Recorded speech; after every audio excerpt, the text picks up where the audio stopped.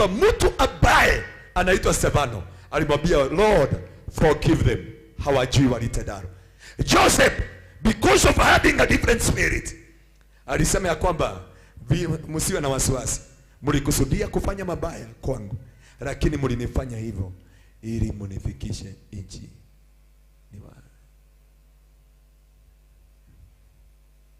Bwana apokee sifa sana.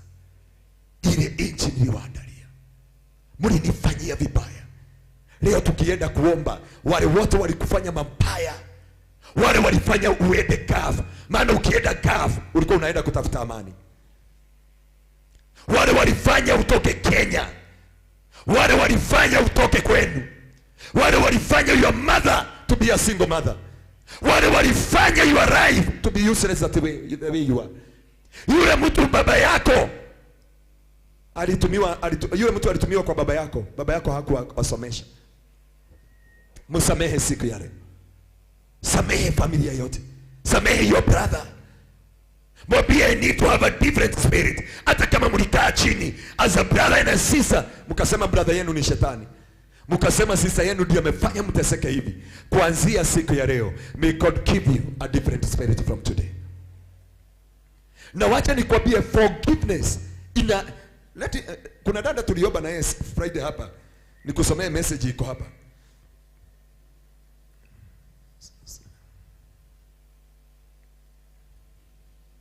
Sikia vile ameniambia. Okay, aliniambia hizo ni sadaka na dhabihu ya kushukuru Mungu. After kutuombea tukitoka kesha, nilisikia kusamehe my sister. Alininyang'anya bwana na wakazaa watoto na yeye, na mimi nilikuwa nimezaa na wao watoto wawili. But after that, kwenda kulala, niliamuka kama nimepona. Na nikamwambia Bwana ni asante, nikapigia my sister, nikamwambia na bwana yangu, yule alikuwa bwana yangu, nikasema wabarikiwe, na nikamwambia na wapenda sana, na kutoka hapo hiyo pesa ni tena mother living God. It is not easy. Na Friday kesha nilikwambia, sikwambii mrudiane na huyo mtu. Sikwambii maana alikuachia watoto. Aliacha amekufanyia madhara yote. Alikuchibia, aliacha umefutwa kazi. Alikuchafuria jina, alitafuta your downfall. But let him or let her go. From there, mwambie Bwana, nimeanza upya na wewe. Let it go. And hapo ndio Mungu atapata nafasi ya kwamba Joseph aliangalia brother zake. Akalia hakuwaongeleshea. Akaondoka mbele zao. Akaenda vyumba vyake vya ndani, akasema wapewe chakula. Biblia inasema alilia kwa sauti kubwa mpaka wa Misri wakasikia kilio yake. Wakati alirudi kwao aliwauliza, baba yenu ako na amani? Brother yenu yule mdogo ako wapi? Ako nyumbani. Ako na amani. Wakati mwingine mkienda mkuje na yeye. Na kitu kile alifanya, aliwarudishia pesa zote katika vitu zile. Na ni wao walimchimbia mashimo. Ni wao walitafuta aanguke. Sasa hapa kuna wanaume hawana amani, maana wake zao walipata message kwa simu. Sasa hata saa hii akienda kuombesha, watoto wakimwambia dadi omba. Katika wao na idharia, wacha tuombewe na idharias. My brother, may God heal your heart today. Ulisaidia brother zako wakakufanyia mabaya. Ulifilisika ukisaidia your brother and your sister. Uliisha, maisha yako yalirudi chini, biashara zako na destiny yako. Lakini today, may God give you a new spirit.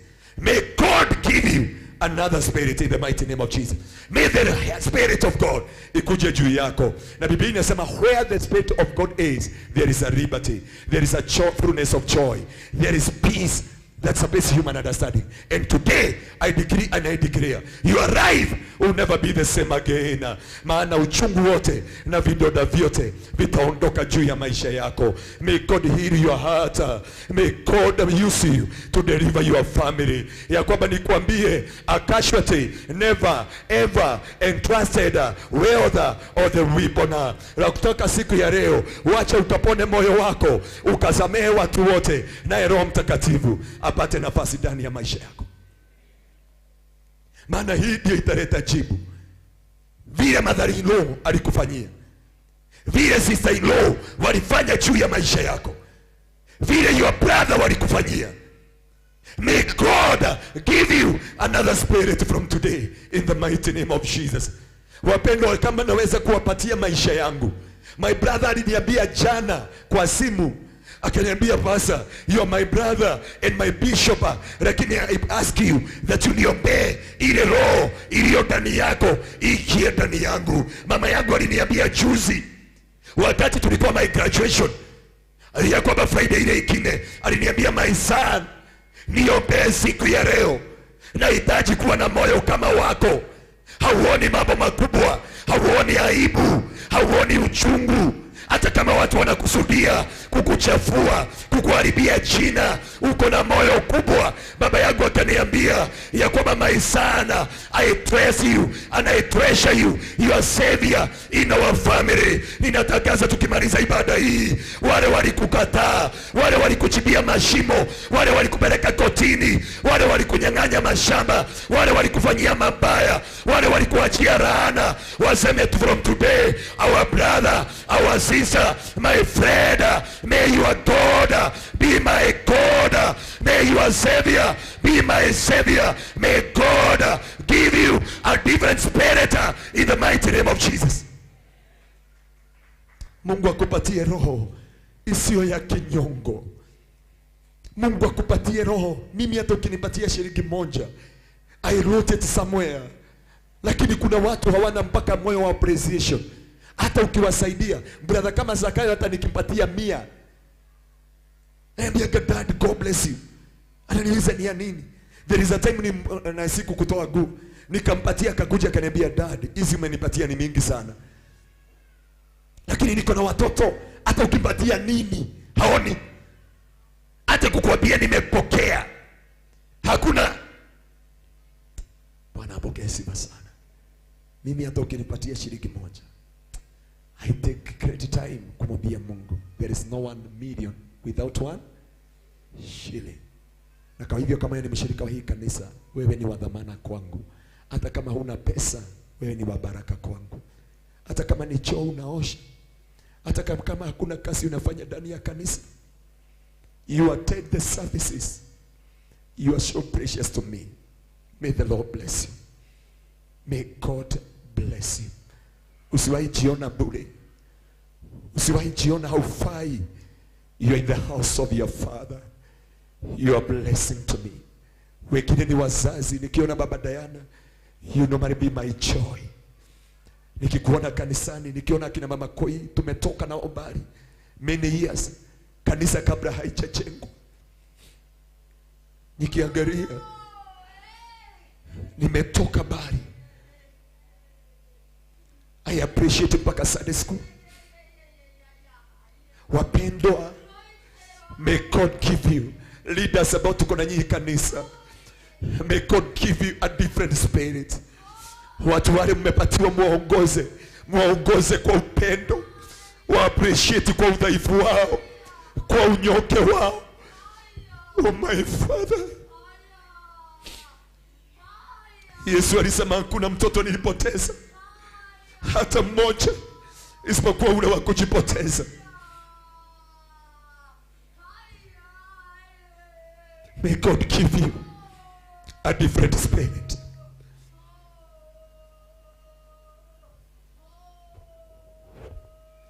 Wachungaji ambao tuko nao, kuna story wananiletagia mpaka ya washirika.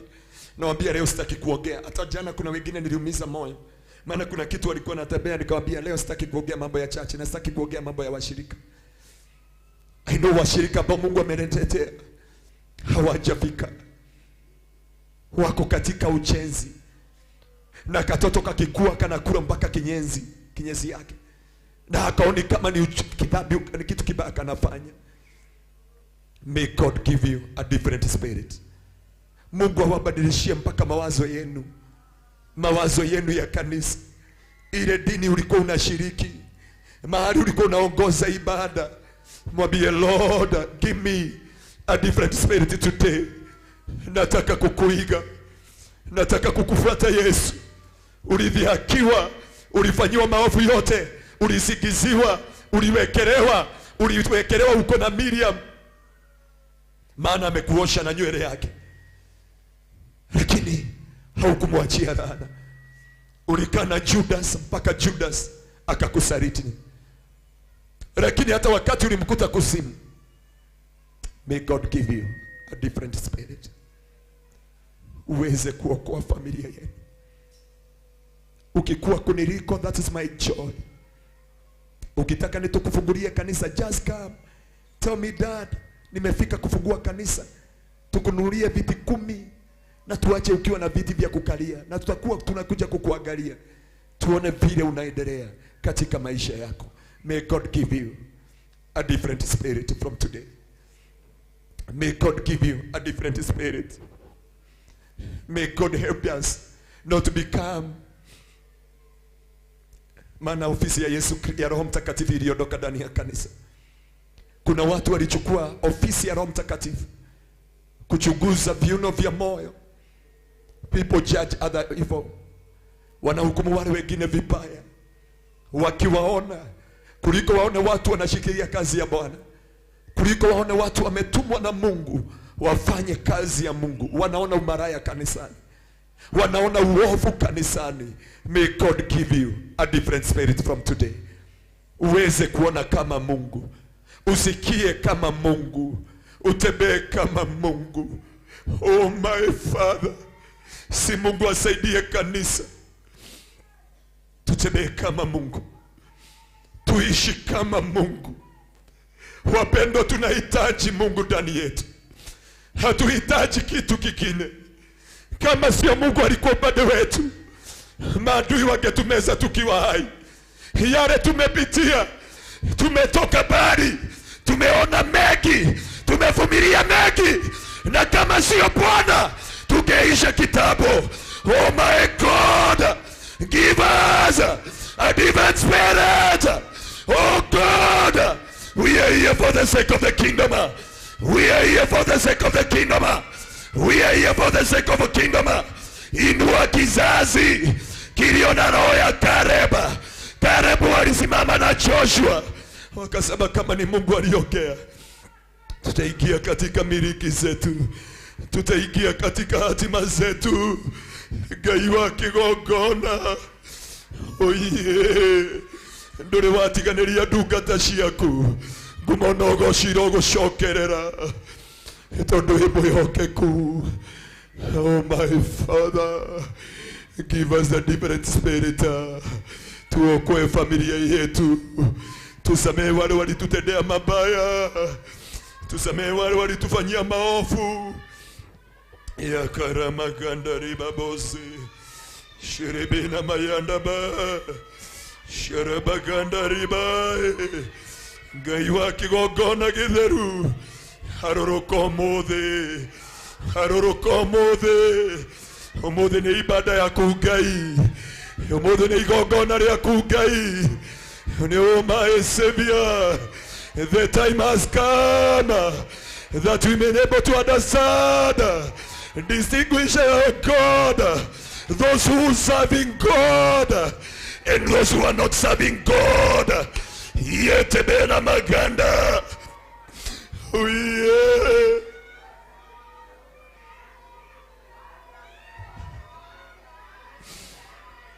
Yes. Yes, Lord. Yes, Lord. Yes, Lord. Yes, Lord. Yes, Lord. Yes, Lord. Yes, Lord. Raise the generation. Raise the generation. We are digging the well. Tunachibua visima zilizozibwa, karama na vipawa, wachungaji waliouawa, waibaji waliomalizwa. It is your time to have a different spirit, to have a different spirit. Oh yeah, the Spirit of God, the Spirit of God, the Spirit of God, the Spirit of God, the Spirit of God, the Spirit of God. Roho Mutheru wa Ngai harũrũka igũrũ rĩa andũ aku rĩu, harũrũka igũrũ rĩa mĩtũrĩre yao, harũrũka thĩinĩ wa meciria mao, otweheria mwĩtĩo wothe kũrĩa unjia Ngai mararemwo nĩ gũkorwo nĩ kwaga kũgimara. ni undu wa mweteo twehereria mweteo wothe Ngai twe ngoro cia kunyia. Biblia inasema the Lord opposes the pride but I give the grace to the humble. Yeah. Yeah. Yeah. Yeah. Yeah. Yesu aliwaambia tare in Jerusalem, nitaondoa roho wote wa kawaida, roho wangu mtakatifu atakuja juu yenu. Andu a Ngai roho mutheru ekondu guku, roho mutheru wa Ngai ego. The Spirit of God is here. The Spirit of God is in this place.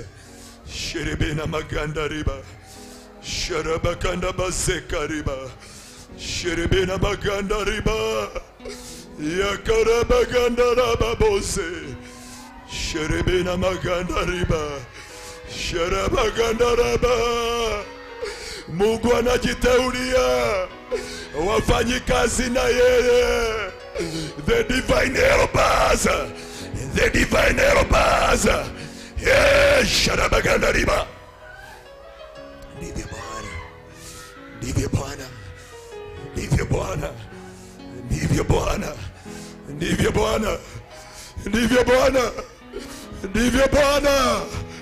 Biblia inasema naye Roho atasema ni kweli. Wacha Roho wa Bwana woikai wake wogona akematie ngoro ciao. Wengine wameumizwa mioyo yao, lakini ulitamani kuwatumia. Oh my God, oh my God. Yakarabaganda riba, sharabaganda riba bose, sharabaganda riba bose, sherebena maganda riba bosa, sharabaganda rimahanda, sharabaganda ramayanda bahata, sharabaganda riba. Kama uko na uwezo wa kusimama tu, simama tu na miguu yako. Simama tu na miguu yako mbele za Bwana. Mwambie Bwana, ninasokea mbele zako. Tusimame tu na miguu yetu. Na hizi kuna watu Mungu anajichagulia. Kuna watu anaachilia Roho wake. Ya karabaganda. Biblia inasema the Spirit of God came upon the Samson, na akapata nguvu.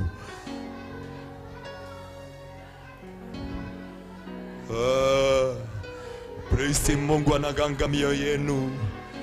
Praise him. Mungu anafunga viroda vyote, zile jeraha zote mmepitia, zile maumivu yote. Oh my Father. Ukisimama tu, inua mikono yako mbele za Bwana. Kuna healing, it is taking place. There is a healing taking place. There is a healing taking place. My God. Shata bakana bayanda ba.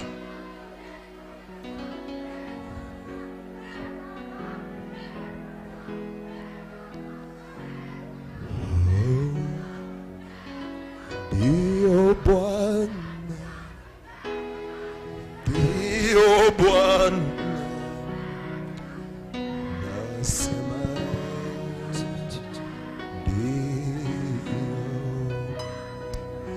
leo kuna watu wanapokea roho mpya. Ukawaida unaondoka, ukawaida unaondoka, ukawaida unaondoka. Wachungaji, ukawaida unaondoka. Moinuare mwakiuria nguria niguo gaciarwo irehokeku. Moimbũrage Mwathani matari na guoya. Ũmũthĩ nĩguo mũthenya wakwa. Yakarabaganda riba, shiribina mazekaraba. Inua tu mikono yako mbele za Bwana. Inua tu mikono yako mbele za Bwana. Daudi alimwambia Bwana, nitakuinulia mikono yangu kama dhabihu ya jioni. Ukiweza kusimama tu, inulia Mungu mikono. A different spirit. Najua watu wengine ni vigumu sana kuwasamehe, but today, because of the work of the cross, kwa ajili ya kazi ya msalaba, oh my Father, shiribina maganda riba, shiribina maganda riba bozi, shiribina maganda riba, sharabaganda riba. Kuna watu Mungu anaumbia mioyo safi. Uliwekwa jeraha, but today God is giving you. Manabii wa Bwana, watumishi wa Mungu ambao mmewekwa jeraha, and you are here. Ulikuwa pastor, ulikuwa nabii, ulikuwa deacon. Umetiwa jeraha katika huduma, umetiwa jeraha katika kazini mwa Bwana. May God heal you today. May God heal you today. Shetani alisababisha uwekwe jeraha ili usiombee familia yenu, ili usiwe a Nazarite in your family. But today, let God heal you. Let God heal you.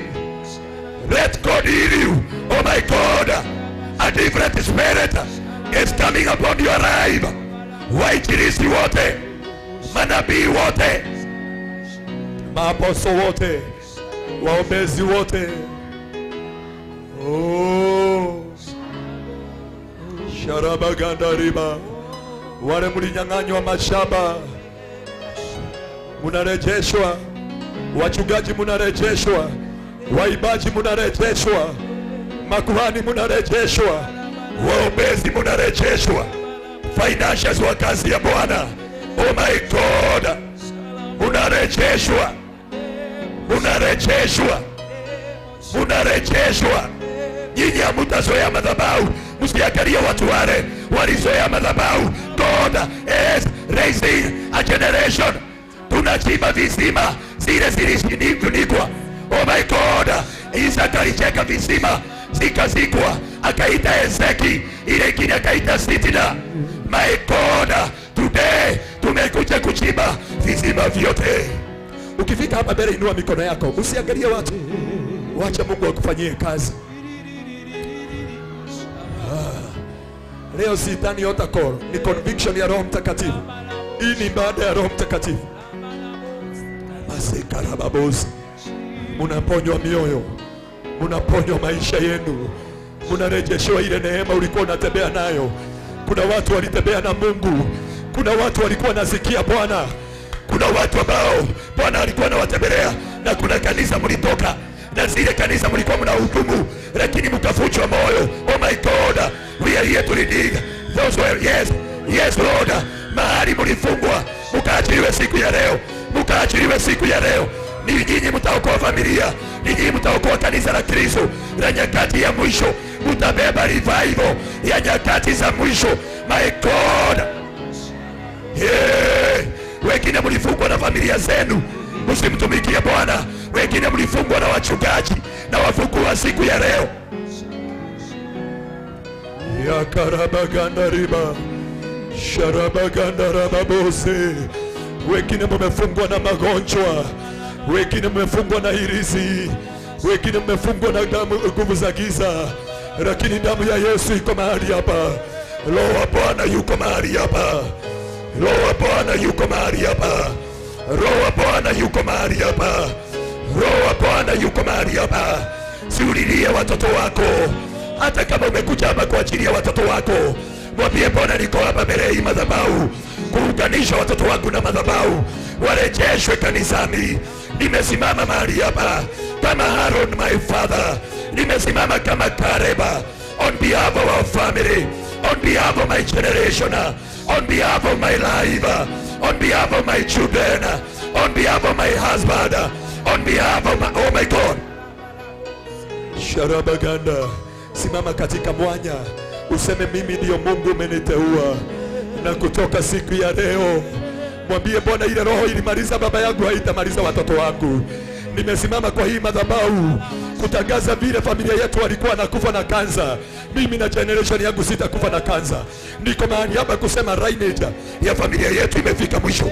Lineage ya uchungu, lineage ya machozi, lineage ya magonjwa, lineage ya gomi, lineage ya ufalme wa giza haina uwezo juu yako. Oh my God. Sharabaganda riba, wacha Roho Bwana kuja juu yako, wacha Roho Bwana tawale juu ya maisha yako. Kila lineage imekuwa kwa familia yenu, ninatangaza siku ya leo, every lineage in your family must be broken today, because from today unajawa na roho mgeni, unajawa na Roho wa Bwana, a different spirit, the spirit of Caleb. Ukisoma Biblia inasema Caleb alisema ya kwamba the time has come. Caleb alisema ya kwamba tutamiliki. Na after that Caleb alisema ya kwamba mahali nilikuwa naruka nikiwa na 40 years, sasa hii niko na 80 years, niko na uwezo wa kuruka. Ninaachilia hiyo neema. I commission you today. Wewe ndio utaokoa familia yenu. Wacha kujidharau, wacha kujidunisha. Hata kama hujui kuomba, when the Spirit of God will come upon your life, will be a different person. I commission you today. I commission you today. Watumishi wa Bwana, I commission you today. I commission you today. Manabii wote, I commission you today. Oh my God. No lineage will affect your family. No lineage will destroy your children. No lineage. Oh my Father, tumelea watoto wameanza kufuata zile njia tulikuwa nazo. Mtoto wa kwanza amejaribu kufanya harusi, imeshindikana. Si useme niko hapa kwa hii madhabahu, wale wamezalia watafanya harusi. Hata yule ambaye walifanya harusi, oh my God, my Father, my brother, my sister, oh my God, wacha hiyo lineage imekufuata kwa muda mrefu, wacha ifike mwisho. You are Nazarite to save your family, to deliver your family. Oh my God, hey, shatabagana riba. I commission you today, oh my Savior. I commission you today. I commission you today. Oh my God, I release the Spirit of God upon your life. Natakaza uchazwe. Hakuna jambo lingine na kuombea. Hiyo roho ikaondoke, ukajazwe na roho wa Bwana, ukaokoe familia yako, ukaokoe watoto wako, ukaokoe jamii yenu. Oh my God. Joshua na Caleb, Joshua alisema in my time, in my season, hakutakuwa na oh my Father. Ya karabaganda riba, sharabaganda riba. Ninaona watoto wanalilia Mungu hapa, wamejiunga na wazazi wao. Dada yangu sinyamaze, for Jerusalem's sake. In the book of Isaiah chapter 62 from verse 1, Biblia inasema for Jerusalem's sake, I will not keep silent. For Zion's sake, Maseka Rabaganda. It is our day, my brother. Tumeteseka miaka mingi, tumelia miaka mingi, tumeaibika miaka mingi. Oh my God. Sharabaganda riba, sherebena maganda riba. Oh my God, wewe ndiye Mungu atatumia kuokoa familia yenu. Kuna wale walikuwa wamechaguliwa wakarara, wakati ulielewa milango yote in your family. Wacha Mungu akutumie ukalete mwangaza. My brother, my sister, shata maganda riba. You are not useless. You are useful in the kingdom of God. You are useful, man of God. I decree upon your life, from today, you and your generation. Oh my God. Hey, shata maganda maganda riba. Yakarabaganda riba, sharabaganda riba. Hautalia tena. Wacha Mungu aondoe kila uchungu. Wacha Mungu aondoe kila uchungu. Wacha Mungu akaondoe kila uchungu. Wacha Mungu akagange mioyo yenu. Wacha akajajaze na roho wa Bwana. Yakarabaganda riba, shiribina maganda riba bose, ikiribina maganda riba bosai. Oh my God. Biblia inasema in the book of Malachi chapter 3, ndio tutakuwa na distinction ya those who serve God and those who don't serve God. Wacha leo Mungu akuweke utofauti na familia yenu. Wacha Mungu leo akuweke tofauti. Wacha Mungu akuweke utofauti na miziki ambayo ilimaliza hiyo mother. Wacha Mungu akuweke utofauti. Na achilia neema ya utofauti juu ya maisha yako. Na achilia neema ndio hiyo, ndio hiyo. I commission it. I commission it. Receive it. Receive it. Receive it. Receive it. Receive it. Receive it. Receive it. Receive it. Receive it. Oh my God. I release the grace of God. I release the grace of God. I release the grace of God. I release the grace of God. Hata kama ni Asha, na wewe ndiye Mungu amechagua in your family. Oh my God, I commission. Hata kama ni kuoleka kwa hiyo familia, hata familia ambayo umeenda, matumishi wa Bwana, in the mighty name of Jesus. Oh my God, oh my Father, wacha Mungu akutumie. Ulete jibu na suluhisho ya familia yenu. Wacha Mungu akutumie. Oh my God. Oh my God. Oh my Father. Oh my God. No more delay. Kuna watu wanatolewa katika roho ya delay. I decree no more delay. No more stagnation. Oh my God. I speak the speed anointing upon your life, upon your family, upon your generation. In the mighty name of Jesus.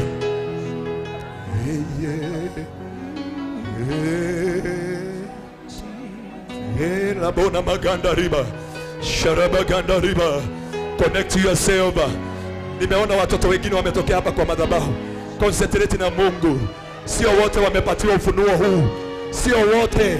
Hata wale wako kule nyuma, wengine wamefungwa na wanaona watoto wao wamefungwa, lakini wewe ndio Mungu amepatia ufunuo. Biblia inasema hii ujumbe wa mbinguni umefichwa wajuaji, lakini umefunuliwa watoto.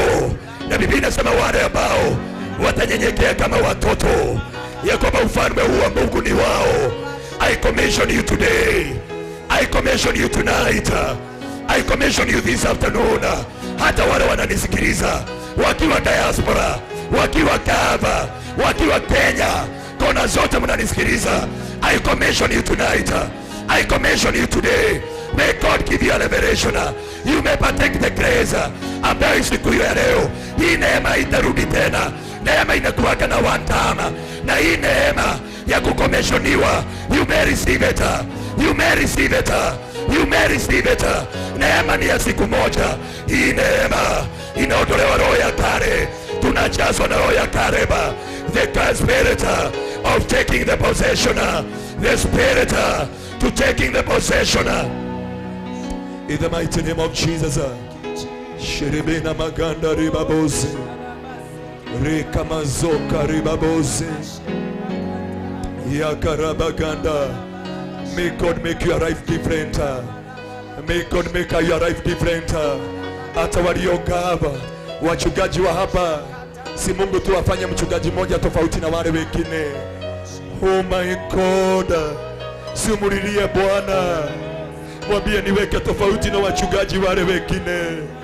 Wale wengine wamezoea madhabahu. Wale wengine wamezoea mchungaji. Wale wengine wanasema ya kwamba we know where we come from. Lakini mwambie niweke tofauti. Manabii ambao wako hapa, simwambie Bwana niweke utofauti.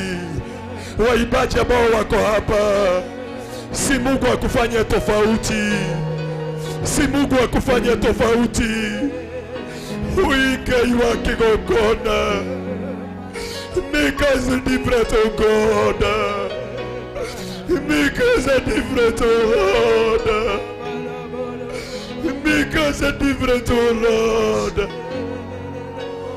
Oh yeah. Oh yeah. Yalla. Yalla.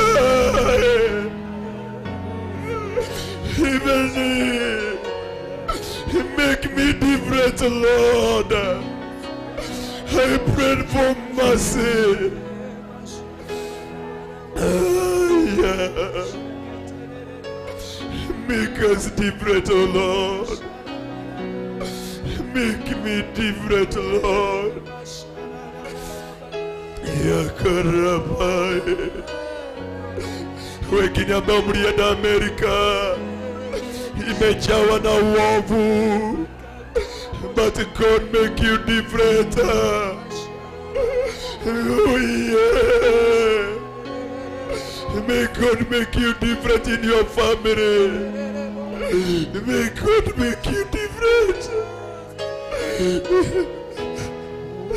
Oh yeah. Oh yeah. Oh yeah. Oh yeah. Nikijare mpaka lini watu wako watateseka? Oh yeah. Make us different, oh Lord. Katikati ya wanaume, make me different.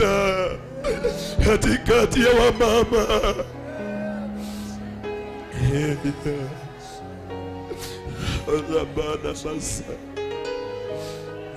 May God make you different. May God make you different. May God make you different. May God make you different. May God make you different. May God make you different. May God make you different. May God make you different. May God make you different. In the mighty name of Jesus.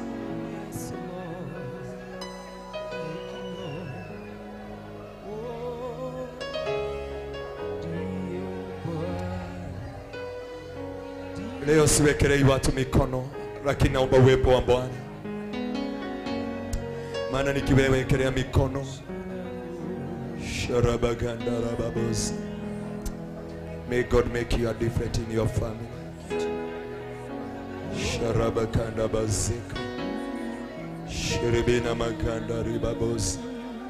Receive the grace to be different in your family. You save your family. Ninakuombea leo mtumishi wa Bwana. Oh my Father, may God make you a different from today. From today, naona kuna mabadiliko makubwa katika ndani ya maisha yako. Yes Lord, yes Lord, the time has come for the distinction of God. Shiribina maganda, ndiyo Bwana, ndiyo Bwana. Sharabaganda riba, sharabaganda riba boss, sharabaganda riba boss, sharabaganda riba boss, shiribina maganda riba boss, sharabaganda riba boss, sharabaganda. Hautaria tena. See the anointing of God upon you. Shiribina maganda riba, sharabaganda riba boss, sharabaganda riba boss, shiribina maganda riba boss. A different man of God, may God make you different from today. Sharabaganda. Na hizi karama zote Mungu amekupatia, ya vyombo, ya sound, ya kupiga keyboard, na utumishi ulio ndani yako, I speak from today. May God grant you. Shiribina mayata. Hey, shatabakandaba. Rakamayata bayada. Spirit of different upon your life. Sharabaganda. Yakarabaganda rababosi. Shiribina maganda ribabosi. Shiribina mazeka ribabosi. Sharabaganda riba. May the Spirit of God take over upon your life. Sharabaganda ribabosa. Sharabaganda ribabose kariba. Sharabaganda rababosa. Sharabaganda rababosa. Shiribina maganda ribabosa. Shiribina mayanda baganda ribabosa. Shiribina mayata baganda rababosa. Shiribina maganda rababosa karababosa. Shiribina mayata baganda riba. Shiribina mayata baganda rababosa. Sharabaganda rababosa. Sharabaganda rababose kariba. Shiribina mayata baganda ribabosa. Shiribina mayata baganda rababosa. Sharabaganda rabahata rababosa. Sharabaganda rababosa. May God give you a different spirit. Wewe ungekuwa mtumishi mkubwa in your family. Not only in your family, even in this church. Ramayata baganda rababosa. Sharabaganda rababosa. Shiribina mayata baganda rababosa. My soul says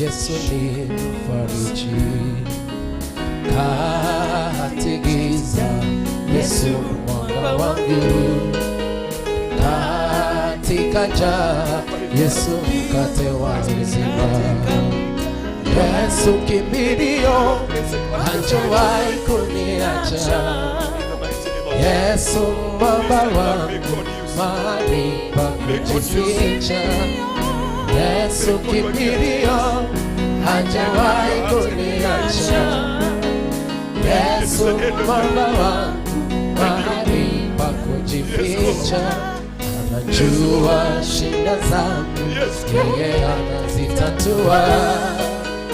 Bila Yesu mimi ni mtu bure, bila Yesu mimi ni mtu bure. Aniingia rohoni mwangu, kanipa kutulia. Ewe mwanangu, usilie tena. Aniingia rohoni mwangu, kanipa kutulia. Anambia ewe mwanangu, usilie tena. Najua shida zako mimi nitazitatua. Bila Yesu mimi ni mtu bure. Bila Yesu mimi ni mtu bure. Bila Yesu mimi ni bila baraka zake. Bila Yesu mimi ni bila neema yake. Bila Yesu mimi ni bila uwezo wake. Bila Yesu mimi ni bure. Alipo Bwana, alipo Bwana, alipo Bwana, yote yawezekana. Alipo Bwana, yote yawezekana. Alipo Bwana, alipo Bwana, alipo Bwana, alipo Bwana, yote yawezekana. Alipo Bwana, yote yawezekana. Alipo Bwana, alipo Bwana, alipo Bwana, alipo Bwana, yote yawezekana. Alipo Bwana, yote yawezekana.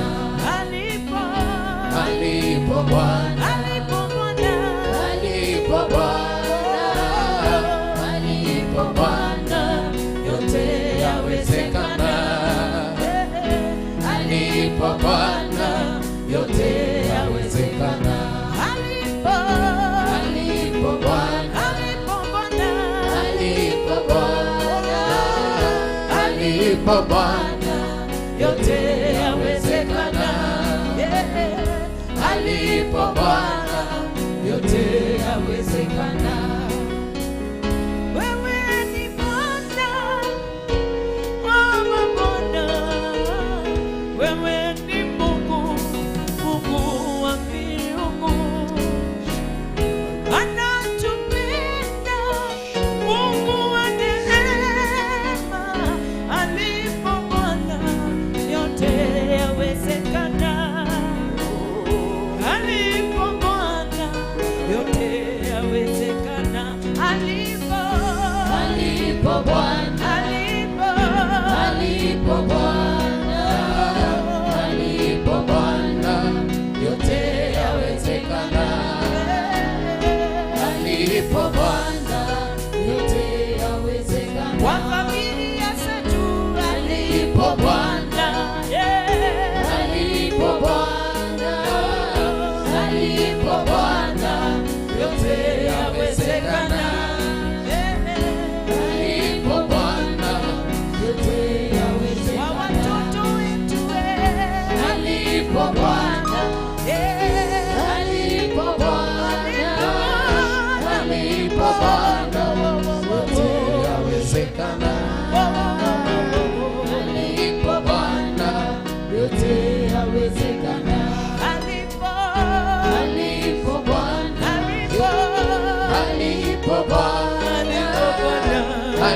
alipo Bwana yote yawezekana. Alipo Bwana, alipo Bwana, alipo Bwana yote yawezekana. Alipo Bwana yote yawezekana. Alipo Masia, alipo Bwana Mungu wetu ni Mungu unayeweza. Jehova unaweza, unaweza, unaweza, unaweza Yesu, unaweza, unaweza Bwana, unaweza, unaweza, unaweza Yesu, unaweza, unaweza Bwana.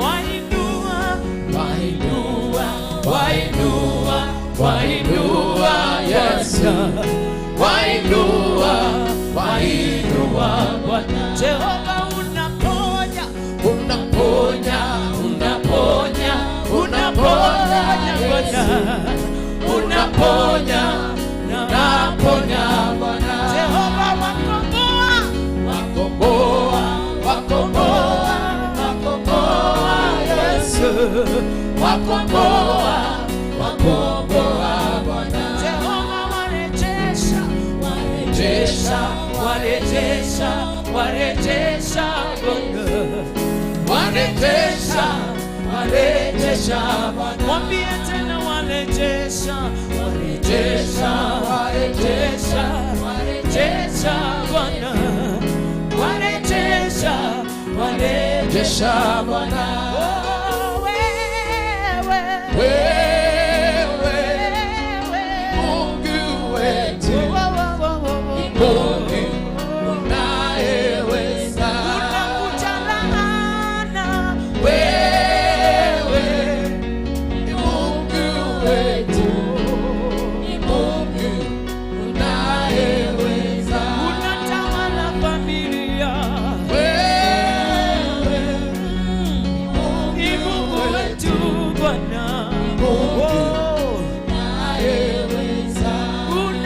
Unaweza, unaweza, unaweza unaweza, unaweza Bwana. Twatangaza unaweza, unaweza, unaweza, unaweza Yesu, unaweza, unaweza Bwana. Majina yote mazuri ni yako, Ee Jehova muumbaji wangu. Nikupe jina gani, kwani jina la kiume jiweke wangu. Majina yote, majina yote mazuri ni yako, Ee Jehova muumbaji wangu. Nikupe nini, nikupe jina gani, kwani jina la kiheri ni upekee wangu. Majina yote, majina yote mazuri ni yako, Ee Jehova muumbaji wangu. Nikupe, nikupe jina gani, kwani jina la kiheri ni upekee wako. Umeniponya na kuita Jehova Rafa, mponyaji wangu. Umeniponya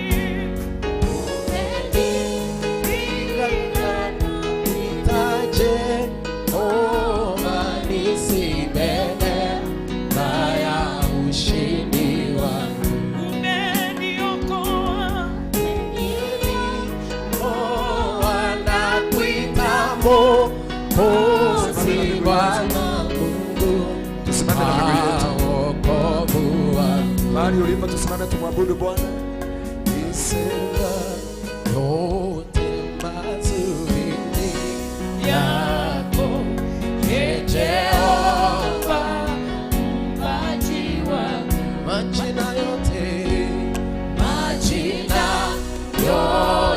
mazuri ni yako, Ee Jehova, mpaji wangu. Nikupe jina gani, kwani jina laki heri ni upekee wangu. Nikupe jina gani, kwani jina laki heri ni upekee wangu. Umeniponya na kuita Jehova Rafa, Mungu mponyaji wangu. Umenipigania Yawe, umenipigania na kuita Jehova nisibeze na ya ushindi wangu. Usifiwe, usifiwe ewe Bwana, Muumba wangu na nuru yangu. Uwezo wako wanijaza moyo. Usifiwe, usifiwe ewe Bwana, Muumba wangu na nuru yangu. Wema wako wanijaza moyo. Umeniponya na kuita Jehova Rafa, Mungu mponyaji wangu. Umenipigania na kuita Jehova nisibebe na ya ushindi wangu. Umeniokoa nakuita Jehova nasibu wa wokovu wangu. Jesus, we bless your name. Ye Bwana niinue kwa imani. Amen. Tupigie Yesu makofi mazuri. Ningetaka kuuliza kama mwingine angetaka kukabidhi maisha yake kwa Yesu. You want to receive Christ? Upatiwe roho mpya. Just come. Just lift your hands. Ionyeshe tu kwa ishara ya mkono kama brother amekata kauli ya kuokoka. Are you there? Are you there? Ya kuna brother pale, tupigie Yesu makofi mazuri. Joe brother. Tupigie Yesu makofi mazuri. Wakikuja, they are coming to Jesus. They are coming to Jesus. Let us celebrate them. Tupigie Yesu makofi mazuri. They are coming to Jesus. Are you there? Kuna ile wimbo inasemanga ya kwamba nafsi yangu. Just come to Jesus. You want to receive Christ? Usiache.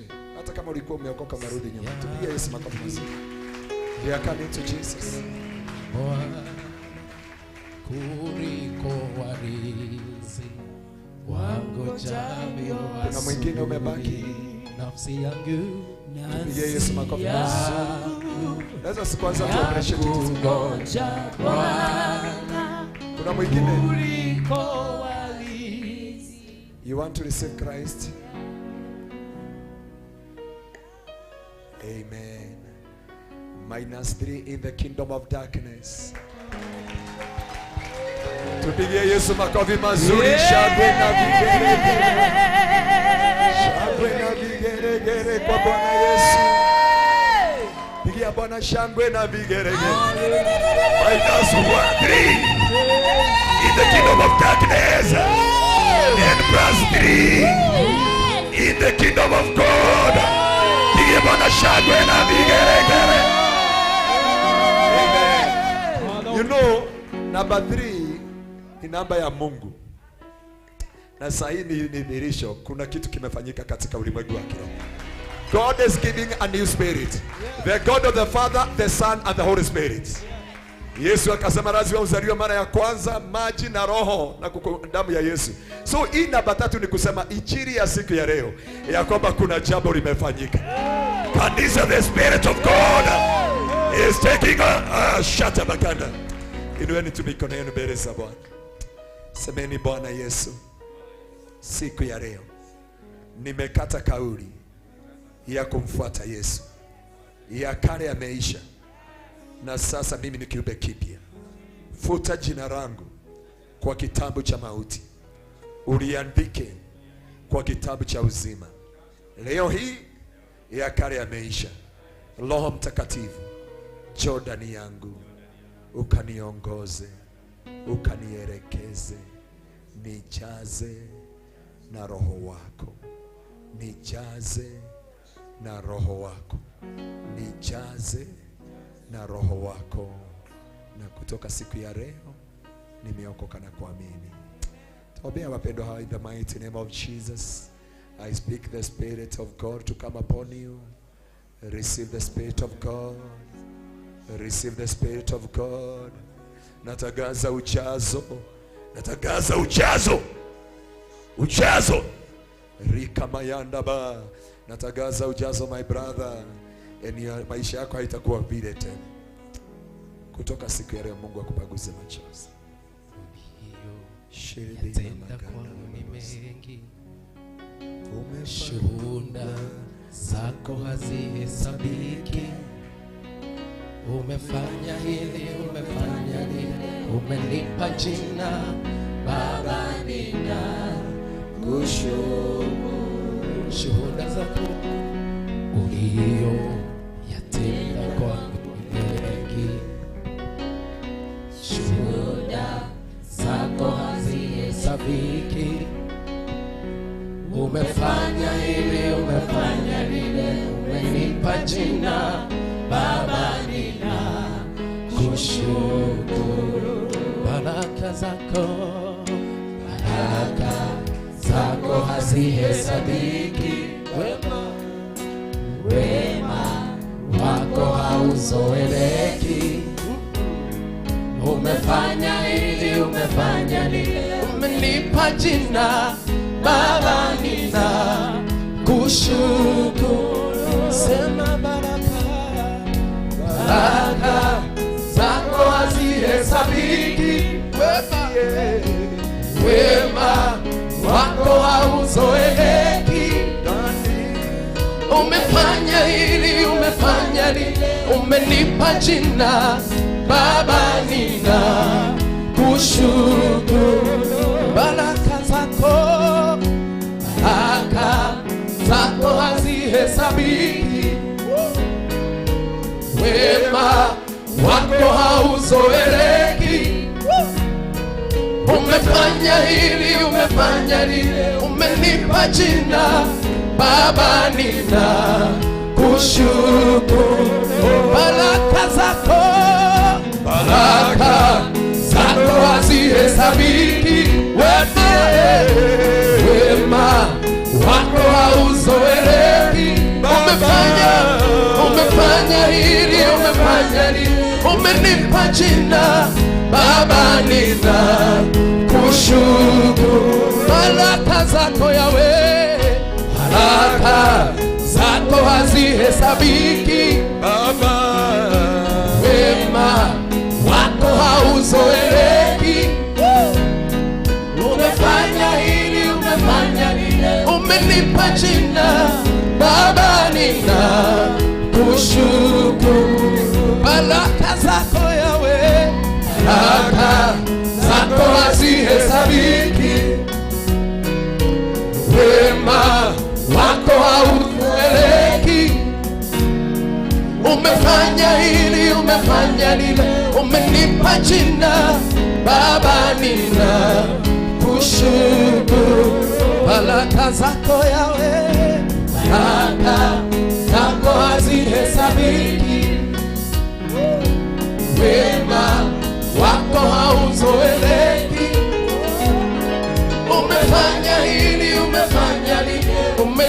umenipa jina Baba, ninakushukuru. Sema baraka zako, baraka zako hazihesabiki, wema wako hauzoeleki. Umefanya hili, umefanya lile, umenipa jina Baba, ninakushukuru.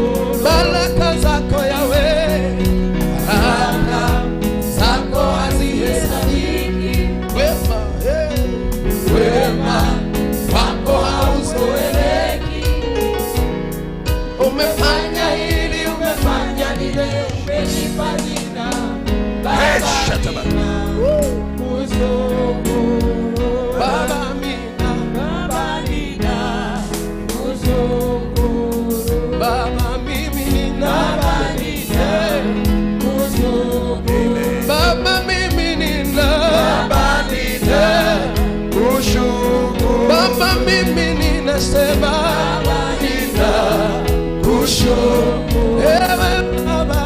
Amen. Tupigie Bwana shangwe na vigeregere.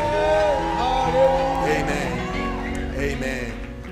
Ningetaka kama uko hii kanisa na tulikuombea ukapata mtoto, ukuje hapa mbele. If you are in this church, tulikuombea and God blessed you with that child, kuja naye hapa mbele ili tushikanie. Baraka zako hazihesabiki,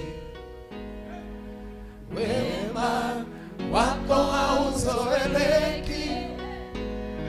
Umefanya hili, umefanya lile, umenipa jina Baba, ninakushukuru.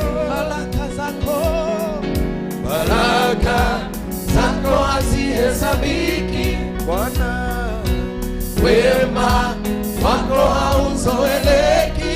Baba, umefanya hili, umefanya lile, umenipa jina Baba, ninakushukuru. Baba, ninakushukuru. Oh, baraka zako hazihesabiki, wema wako hauzoeleki. Umefanya hili, umefanya lile, umenipa jina Baba, ninakushukuru. Baraka zako hazihesabiki zote, wema wako hauzoeleki.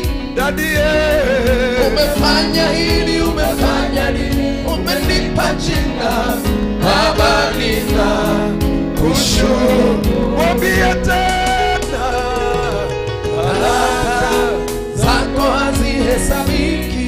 Dadie, wema wako hauzoeleki. Baba, umefanya hili, umefanya lile, umenipa jina Baba, ninakushukuru. Sema Baba, ninakushukuru. Ewe Baba, ninakushukuru. Wewe Baba, ninakushukuru. Nasema ni asante Baba, ninakushukuru. Kwa wema wako Yahweh, Baba, ninakushukuru. Kwa nguvu zako Baba, ninakushukuru. Kwa rehema zako Baba, ninakushukuru. Kwa mkono wako juu yangu Baba, ninakushukuru. Baraka zako hazihesabiki, wema wako hauzoeleki. Umenipa jina Baba, ninakushukuru. Baraka zako hazihesabiki,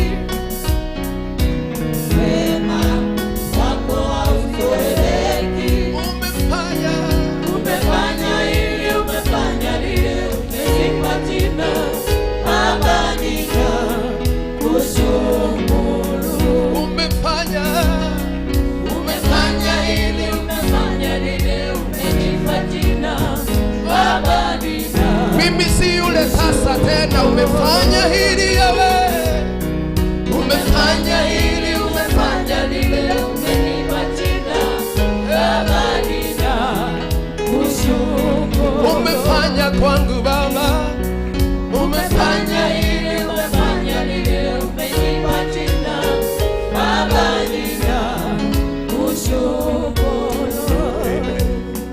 Amen. Amen. Hao ni wale Mungu amebaguza machozi katika hii madhabahu. Watu ambao wengine waliambiwa hawatapata watoto. I thank God even for the Gedeji family. God bless you so much. Naweza kosa maneno ya kusema mbele za Bwana. Na kwa wengine ambao hawako hapa, I know wengine kama familia ya Baraka, najua ni machozi Mungu amewapaguza, kuumizwa moyo kupitia mambo mazito, kuonekana kama umesahaulika. And I thank God because of Frida. Sometime alikuwa anatoa sacrifice zake, anajitoa, anafanya kazi na Naivas, anang'ang'ana kuja mpaka ibada.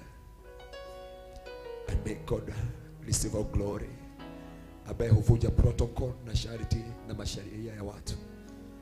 Na sahihi mko na mtoto ambaye amesimamishwa kwa madhabahu. Huyu mtoto I remember akikuja kuzaliwa, mama yake alikuja akaniambia nimpatie mtoto ama akufe tu. Nikamuuliza nitamtolea mtoto wapi? That's what she told me. She came in my hands and she told me, Pastor, give me a child or I die. And I remember ya kwamba nilishindwa vile nitamwambia because kona bwana yake. Nikamuuliza swali ilikuwa ni mimi, lakini nimwambia God will bless you with a baby boy. And before us there is a baby boy, and we give the Lord the glory. We give the Lord all praises. I thank God because of the family ya Jimmy. I know kuna wakati dada alikuwa anafika mwisho, Jimmy anakuja, wametoa fridge, wametoa TV, mpaka naambia Jimmy, chukua hii TV urudishe kwa nyumba. Ananiambia hapana. Namwambia niletee bibi yake, waniambia kama hiyo fridge wametoa, wameamua. Because mimi sitakagi kuchukua vitu za watu. Lakini Jimmy ni vile yako kazini alikuwa akiniambia. Lakini kuna mahali alifika akaniambia, naona kama Mungu aliapa hata tupatie mtoto. I remember sister akikuja akiniambia, sijui kama anakumbuka, akiniambia naona kama ni kurogo alirogo. Hajui. But before us there is a baby girl standing before us. To God be the glory. Baraka amepata bebe sana. God bless you so much. Mungu amewapaguza. Ukiona wakilia wanajua mahali Mungu amewapaguza machozi. You know, unaonaga watu wako na afya kwa kanisa, but I know the pain. I know situation. I know the circumstance that they were. I wish na diposa kama uko karibu na mtu mwambie usiongee juu ya mtu, maana hujui Mungu mahali amemtoa. Wengine Mungu amefanya miujiza tu heal their hearts. Before us the family kuna kaga after mapacha, we give the Lord the glory. Lakini unaona mpaka mzee amekuwa na depth sahoi. Nilikuwa nimesema nitawatembelea anarukam, hata kama umeleta mtoto, nilikuwa nimesema I'll pay a visit. God bless you so much. Mama Wambo, I remember the pain that she had. Huyu mama tumetoka naye bari sana kwa ministry, kanisa ikiwa kwa kijijio. And I remember kuna wakati alikuwa anajitolea mpaka anatuletea chapo. God bless you so much even for the chapati. May God bless you. Waweza kuona kama tumesahau. Leo tulikusegenya asubuhi, jana tulikusegenya, because we are not segenying you, maana tunakuchukia. We love you so much. Na kuna wakati nilikuwa naambia Mungu, kumbuka kama mama Wabo kama shiwi. It is a long story about her. Kuna wakati naidaga pale Kajiado na hapo kwa kaburi hapo, na kumbuka ile message nilihubiri na hapo. And to God be the glory. Amesimama kwa hii madhabahu. Mama Wabo, we love you in this church. Wewe ni chombo cha hii kanisa na tumetoka na wewe bari sana. Kuna familia nyingine imekuja kurudisha shukrani. This family ya Mr. Mwangi. Bwana apokee sifa, maana watoto wao ni baraka, hata huyu mdogo. Na kwanza aliambia huyo mwingine nipishe nipite. Walikuja kama Aliambia yule mwingine nipishe nipite. Wamekuja na Thanksgiving. Mnajua tutampatia microphone. Na diposa naambiaga taking the Lord's table, don't take the Lord's table kama by the way. For the liberation of her mother and faith, ile ambayo tumekuwa tukimfundisha hapa. Ali-accept mtoto wake akule meza ya Bwana. And she was sick. Na alikuwa amekaliwa na ugonjwa. Na watoto hao wake wanapenda maombi sana. Lakini zaidi ya hiyo yote, kuna familia inalia hapa. Na wao asante kwa yote umetenda. Asante kwa yote umetenda. Asante. Asante kwa yote umetenda. Asante. Asante kwa yote umetenda. Twasema Baba, asante kwa yote umetenda. tukimalizia na siku watoa guo tukijoin hii kanisa, alinikuta na mashida mingi sana. Mengi alinisikia kwa radio ya Kegosho FM. And he came, alikuja na mke wake. Na nikafuatilia kumuuliza mke wake sana. Na siku moja akapata nafasi akakuja akaniambia ile mashida ako nayo sio shule. Akaniambia mke wake aliparalyze upande wa kulia, hawana mtoto. Akaniambia kusudi ilifanya mke wake aparalyze ni stress ya mtoto. And I told him that there is nothing impossible with our God. I thank God hii familia tumetembea nao safari. Na siku moja Pastor Charles akakuja kupeana Nissan ya kanisa, nikamwambia hapana, usipeane gari. Wale wananiletea sacrifice wanajua ninawaulizaga maswali mengi. Nikamwambia, wakakuja na bibi yake jioni kwangu. And they came with a logo book. Nikauliza bibi yake kama ameamua kupeana Nissan. And after that, kitu cha kwanza kilifanyika ni kurejeshewa shule. Kitu ya pili ni gari. Kitu ya tatu ni mke wake. Wale wanamkumbuka alikuwa anakuja na chuma. Niliishi kulia tukiwa ile madhabahu nikimwombea. Nikimwambia kama kuna gift Mungu aweza kunipatia, ni kufanya huyu mama atembee na miguu bila chuma. And before us she is here without chuma. Zaidi ya hiyo yote, nikaambia Mungu ile baraka waweza kunipatia, ukinipatia gari siwezi furahia na mambo mengi. Lakini wakati utapatia mama mtoto, utakuwa umenibariki. Ili Mungu atoe testimony. Number 1, mke ambaye alikuwa anaitwa kiwete atembee. La pili, before us there is a baby boy. Ameletwa kwa madhabahu. Heshima na utukufu zimrudie Mungu. Sio mimi nimetenda, lakini kuna baba ambaye hutembelea watoto wake. Hata wewe atakufanyia, maana ni mwaminifu. Kuna dada mwingine watatu, mmoja ni Meru, anasoma kanisa iko pale chini. Alikatazwa kukuja hapa na mother-in-law. Mpaka wakagombana, nikamwambia obey. Because mother alimwambia mimi nimeishi kutafuta mtoto for 14 years. Wakati nimeenda Kingdom Seekers nikapata mtoto. Hata tulidedicate mtoto weekdays, akijificha bwana yake na wazazi wake. Na mwingine alipigia mother na ameongea na secretary, si wa kanisa hili, lakini Mungu alimpatia a bouncing baby boy after waiting for many years. Glory be to God. Na tumekuja kupokea huyu mtoto kwa madhabahu. Mtoto wa Pastor Miss and Mrs. Charles. After waiting for many years, just see what the Lord has done. Because all this is a Lord doing. I know mnajua Wihoke Mwadhani anakuaga Seattle, but amekuwa member hapa, amepeana kamera zake zingine hapa. Mungu tulimwombea hapa baada ya kungojea mtoto for many years, na Mungu akampatia na baby bouncing boy anaitwa Gideon. Sifa na utukufu simrejee Bwana. There is another dada anaitwa Beatrice from Georgia. She waited upon the Lord for 15 years and a month, na Mungu akambariki na baby girl. To God be the glory. See what the Lord has done. Can you see what the Lord has done? What we waited for has come to pass. See what the Lord has done. See what the Lord. See what the Lord has done. Can you see it? See what the Lord has done. What we prayed for, what we waited for, has come to pass. Whoa.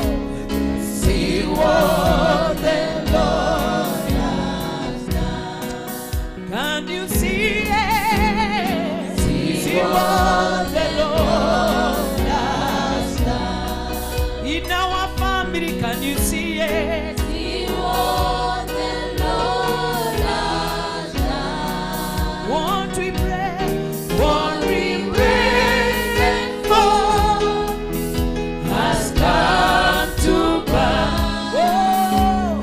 See what the Lord has done. Siku ya leo, in my hands, oh Lord, nimeshika thanksgiving kibali. Aliitwa majina hii thanksgiving kibali, ni kujua huyu ametoka kwa madhabahu na ametoka kwako mfalme, mfalme wa ajabu. Ndoka gukwira ni wega, ndoka gukwira ni wega. Nimekuja kukwambia asante Bwana, nimekuja kukwambia asante. This is what you have done. Oh my Father, oh my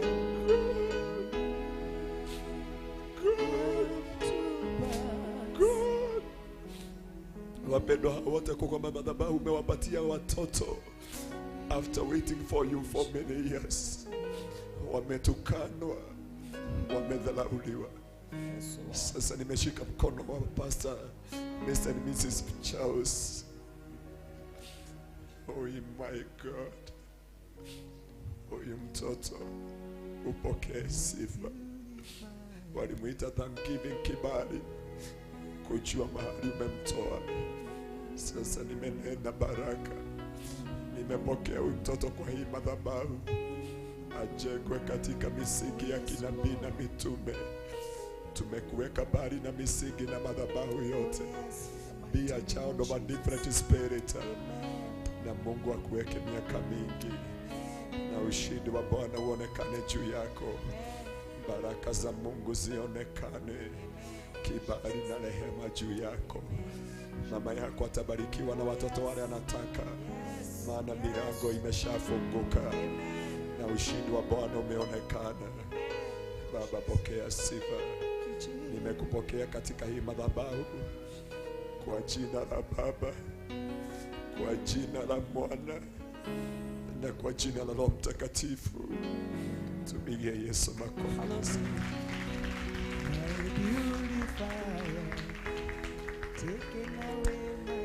Sacrifice imetolewa on behalf of thanksgiving kibali. Usiwe madhabahu mengine itawahi pigana na huyu mtoto. Usiwe na maneno na nguvu za giza zitawahi pigana na wao. Na hata wale watazaliwa nyuma yake nimwachilia baraka. Mungu awabariki na watoto wote mtakaopenda, kwa sifa na utukufu kwa jina la Yesu. After waiting for many years, na kupitia dhoruba mpaka mama unatamani kafadhali haungezaliwa, God have wiped your tear. Mungu amepaguza machozi yako. May the Lord bless you. Pastor Charles, God bless you. Na mtoto wenu, watoto hao wengine, Baba, nimetangaza baraka hata kwa huyu mtoto. Nani atanishikia? Baba yake anishikie, unipatilie. Yeah. Kanaitwaje? Jenny. Baba, ni asanti, maana siku ya leo tumepokea baraka hii kwa madhabahu. Umetubariki na mtoto kupitia familia Zakayo Gethenji Sherebena Maganda Rababoze. Baba Gethenji, tunatangaza baraka pamoja na mke wako. Tumetangaza mafuta ya Mungu. Mungu aendelee kuwabariki. Na Jenjeri, nimekutabiria miaka mingi, hautafuatwa na misingi ya familia, hautafuatwa na misingi ya majina. Be a child of a different spirit. Katika hii familia tunakufungulia milango mpaka ya mataifa. You are blessed of the Lord. Na tumekupokea katika haya madhabahu kwa jina la Baba, kwa jina la Mwana na kwa jina la Roho Mtakatifu. Sherebena mayata maganda riba. Tumebariki watoto hao wote na wote tumewakabidhi katika madhabahu. Situpigia Yesu makofi mazuri. Mungu awabariki sana. Tuwapigie makofi wanapoenda kuketi chini. God bless you. God bless you. God bless you. God bless you. Hii familia ni dhangivi ama mtoto mgani? Anasema alikuwa mgonjwa wapi? Huyu mtoto amekuwa na asma, na ninajua kuna watu wengi wamefunuliwa kuhusu huyu mtoto. Amekuwa na asma for many years. Najua watu wengi hawakujua, lakini watu wengine walikuwa wanasema kuna mtu nimeletoa mara ngapi niombee huyu mtoto na watu tofauti. Ombea mtoto wa fulani, ombea mtoto wa fulani. Na wakati tulikuwa tuna mesa ya Bwana, mama yake alimpatia mesa ya Bwana. Na from there asma ikaenda na ikaenda. That's why wamekuja na hii thanksgiving nipatirie. Na tunamshukuru Bwana kwa ajili ya wema wake na utukufu. Leta hii bahasha. Baba, ni asante kwa wema wako na utukufu wa jina lako. Asante kwa kuponya huyu mtoto asma. Na diposa familia yao wamerudi katika madhabahu. Kukuambia ni asante. Pokea utukufu, pokea heshima zote. Na huyu mtoto akue katika madhabahuni mwako na kwa njia zako Bwana. Na hakuna uovu utaonekana, kwa sifa na utukufu kwa jina la Yesu. Na ni katika jina la Baba na la Mwana na Roho Mtakatifu. Mungu Baba, tumeweza kuomba na hata kuamini. Amen. God bless you so much. God bless you. Na akue. Huyo ni matendo ya Bwana. Si tupigie Yesu kuponyewa asma. That's why nabiaga watu serving God is not in vain. We have a man of God here.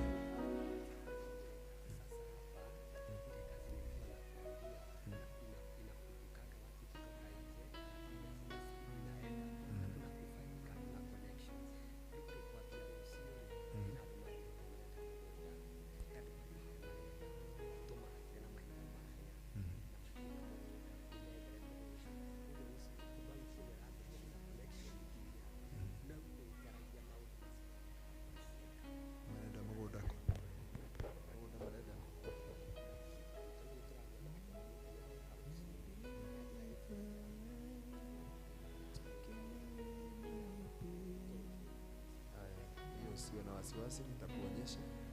Kuna ploti kama utachagua ploti 36 iko hapo, ili itakufurahisha. Hata ukiingia kwa Farodhi TV atakuonyesha. Kwa hivyo kuna shamba iko pale, hiyo usiwe na wasiwasi, utanunua. Iko hapa Ora. Unaona hapa Ora petrol station, unaingia kama unaingia na Akeshi. So hiyo usiwe na wasiwasi na hii kazi.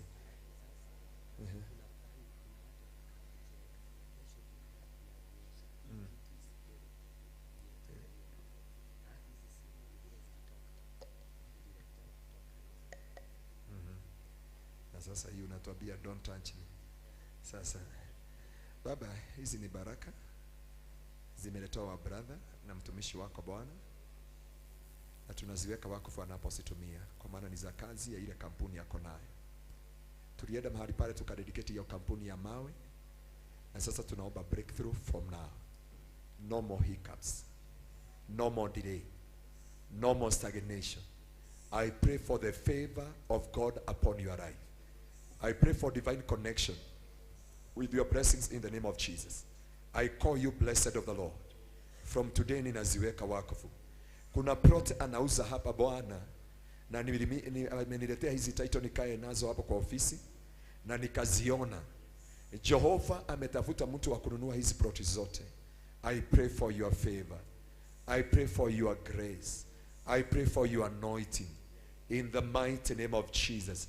Inatagaza kibali cha Bwana. Wacha from today you may have a different spirit. In the mighty name of our Lord Jesus Christ. Hao wanataka sharaba kanda bayanda. Yekerebe na mazeka raba. Hao wanataka uwatafutie tena shaba Kitengela wajenge. Kutoka Muigai mpaka Kimarada. I pray for your favor and your grace. Na utawajengea na mawe hiyo ya kampuni yako kwa sifa na utukufu kwa jina la Yesu. Ninakuombea from today you may have a different spirit, even in your family, to the society, in the business, in whatever you are doing. In Jesus' name. Tupigie Yesu makofi mazuri. Tusimame na miguu yetu sasa. Oh my Father, shirebe na maganda lamba, alika maya, shalamba gandoma, alika maya, shakamaya ndambate, niumayo, wa uwezo wako, moyo wangu, na ukuimbie jinsi wewe ulivyo roho yangu na ikuimbie jinsi wewe ulivyo, jinsi wewe ulivyo, jinsi wewe ulivyo. Amen. Tuko na mambo mawili nataka kufanya. Natumia 10 minutes to wind up our service. Number 1, kesho tunaanza maombi ya prayer and fasting. Kutoka hapa tutakuwa na ibada asubuhi saa 7, na ninaona ya kwamba kuna ibada zingine tutakuwa nazo usiku, because ya kwamba tunataka kusaidia watu ambao wako Seattle, diaspora na kule kwingine. Na nimefurahia, nimeona watu wa kutoka US tuko nao hapa kanisa. We acknowledge you. Hatuku assume. Tumekuwa na watu wa from Germany, tuko na watu wa UK. God bless you so much. We love you so much. May the Lord do you good. Wale wanatutazama from all nations, may the Lord bless you so much. Mungu akaweza kuwatendea mema. Tumekuwa na maono ya kununua uwanja, maana kanisa ambayo tumejenga ni kidogo sana, imejaa already, na ndiposa tumesongesha hapa ili tuweze kutoshea. Na ukiangalia watu wengi hawako, so muombe hiyo maono ya kununua uwanja wa kanisa, na tunaamini ya kwamba tutajengea Mungu kanisa ya baraka. Kanisa idiwe na hii sherebe na mazoka rababos. Ukiangalia, that is the church, although hii church imeangalia na side, because mbele ya hii kanisa haiko hapa, mbele ya kanisa iko na huku, and I'm looking the way forward, lakini kuna mahali tutabadilisha kidogo. So tunaamini ya Mungu tukaweza kujenga a mega church na kununua uwanja. Already kuna uwanja tumeona iko pale. Tulikuwa tumepata uwanja mbili, moja imenunuliwa ambao tulikuwa tumependa sana. Zimeni hii microphone zingine. Na sio ya kwamba mniombe na tusaidiane kubeba hii maono, na tunajua hii maono itakamilika. plot tulikuwa tumeona kuna plot moja tulikuwa tumeona pale Yukos ambayo ilikuwa na 1 acre na kuna ingine iko na eka 5 ziko hapa tu, although wametuambia tununue zile tutaweza, na tumekuwa na agreement na wao, na tunaamini ya kwamba God will provide, will make a, sikukwambia usime volume, nimekwambia usime izingine, because tunataka kuingia katika maombi na sio ya kwamba Mungu ataweza kujitukuza na kujidhihirisha. So pray with me, I'm working about it. Ukiangalia uwanja huu ni dogo, tumejaribu kufuruta mpaka pale nje, tunashindwa vile tukavyofanya. Huko juu kuna maofisi, kuna kwa Sunday school, kuna kwa media, although media tunataka kuhamishia pale nyuma, lakini Mungu akaweza kujitukuza na kujidhihirisha. Nataka kuwa commission kwa ajili ya maombi ambayo inaanza siku ya kesho. Na leo tulikuwa tunaombea familia. Nirudishie sauti mahali ilikuwa. Sitaki kunyongwa nikiomba. Na naamini ya kwamba Mungu ataweza kujitukuza. Hii tumemalizana nayo. Na Mungu akapokea sifa. Inueni tu mikono yenu mbele za Bwana. Hallelujah. Tumeomba, may God give you a different spirit. Na hii tunataka kufanya kwa watu wa diaspora, kwa watu wa Gulf, watu wa online. We love you so much. Hata wako Kenya na uko online, tuko na wapendo wa Maroroi, tuko na wapendo wa Thika Green, na wakati mwingine wanakujaga mpaka Kesha, wanakujaga mpaka Deliverance. Tuko na washirika wetu pale na Nyuki, we love you so much. Tuko na washirika mahali pale Uganda, we love you so much. Pale Rwanda, akina Rachel, God bless you so much pale Rwanda. Akina wale wengine wako South Africa, Botswana, we love you. Wote wa America, familia ya Kingara, familia ya wote ambao wako US, ambao wamekuwa baraka, na wale wako hapa. Tunataka tukiamini ya kwamba tukiombea mambo haya yote, that may Lord, hata wale sikutaja, may the Lord have his way. Inua tu mikono yako, mwambie Bwana, chukua nafasi sasa. In the mighty name of Jesus, we give you glory and we give our praise. We give you honor, my Redeemer. Mwadhani, hakuna jambo usiloliweza. And today we are praying for our family. In the mighty name of Jesus, just open your mouth. Pray for your family. Pray for your mazekariba. Pray for yourself. Wabie Bwana today, as we deal with our family. Sharabaganda riba, reka mayata bakandaba. Our family will have a different spirit. Na ile imekuwa ikitawala, kila magonjwa imekuwa ikitawala, kila ufalme umekuwa ukitawala. Sherebena maganda riba, reka mayata bakanda mahanda, reka mayata bakanda riba, reka mayata ba. Inua mikono yako mbele za Bwana. Baba, katika jina la Yesu, nataka tuweze kuwa kitu kimoja sasa, tutulie, tuseme imeni tu. Baba, katika jina la Yesu, tumeombea familia zetu. Na kabla tuombea familia zetu, tumejiombea sisi wenyewe. Tutenganishe na kila misingi, tutenganishe na kila maroho, tutenganishe na kila ufalme, tutenganishe na kila maagano. Tunatakasa siku ya leo ya kwamba Bwana ukatufungue kwa kila magonjwa, kwa kila maroho, kwa kila utawala, kwa kila ngome. Ututenganishe nazo Bwana.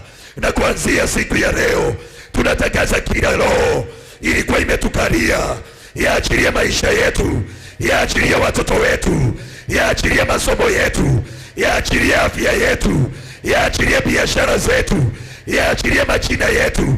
Tunatakasa leo kila magonjwa ya Misri, kila maroho yote inatawala katika kila familia.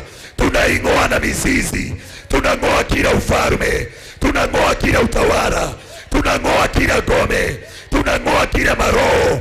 Kwa watu walio hapa, walio diaspora, tunatakasa hazina uwezo. Na sasa tunaikia kwa familia zetu, tunang'oa kila roho, tunang'oa kila utawala, tunang'oa kila ngome, tunang'oa kila magonjwa, tunang'oa kila utawala, tunanenea kila spirit iachilie maisha yetu. Raka mayata maganda, shata maganda riba bozi, yekerebena maganda riba, shata maganda mahanda raba.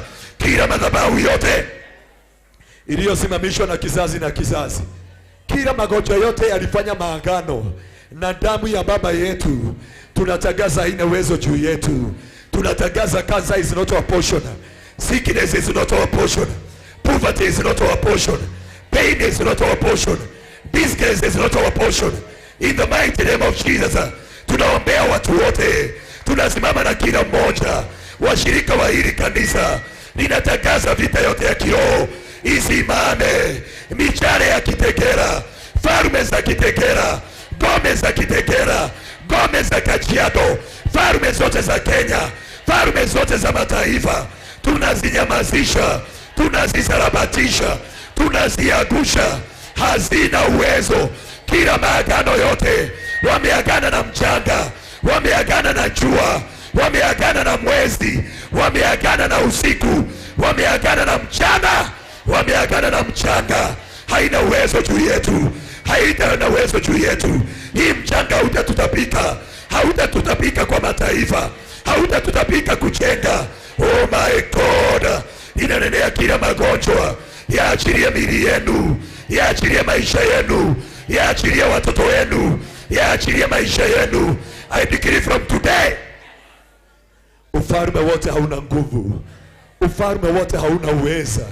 Tunapomwaga mafuta haya katika haya madhabahu, tunaamini, tunanena kila madhabahu kwa kila familia, tunanenea kila utawala kwa kila jamii, kwa watoto wetu, kwa maisha yetu, mahali tumetoka, mahali tunakaa, mahali tunaishi. Hakuna ufalme wa giza utatawala.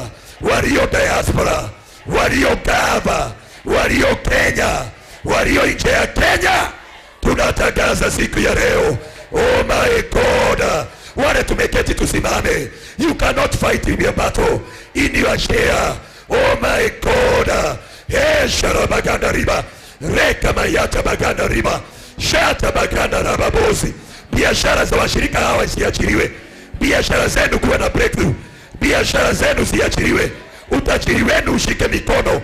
Ninatangaza leo, kila biashara zikazimame.